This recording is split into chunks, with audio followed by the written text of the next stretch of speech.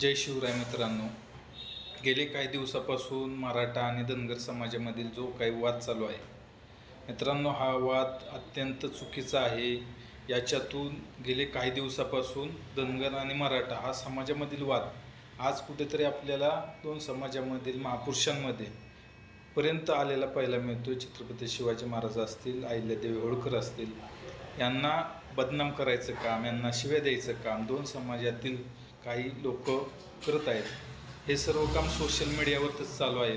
परंतु मित्रांनो, एकमेकांना शिव्या देऊन काहीच होणार नाही. कोणच कोणाचं काही वाकडं करू शकत नाही. कायद्याचं राज्य आहे. आणि इतिहास जर बघितला तर मराठा आणि धनगर हे काही वेगळे नाहीत, एकाच नाण्याच्या दोन बाजू आहेत मित्रांनो. हे दोन्ही भाऊच आहेत.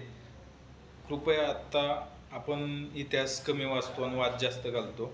इतिहास वाचून बघा, मग समजेल. आणि दुसरी गोष्ट, महाराष्ट्र असेल किंवा देश असेल, या दोन्ही समाज किंवा इतर समाज असतील, सर्वांनी एकोप्याने एक येणं गरजेचं आहे. हे महाराष्ट्रासाठी आणि देशासाठी हिताचंच आहे.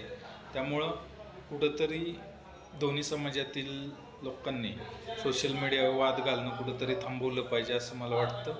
धन्यवाद.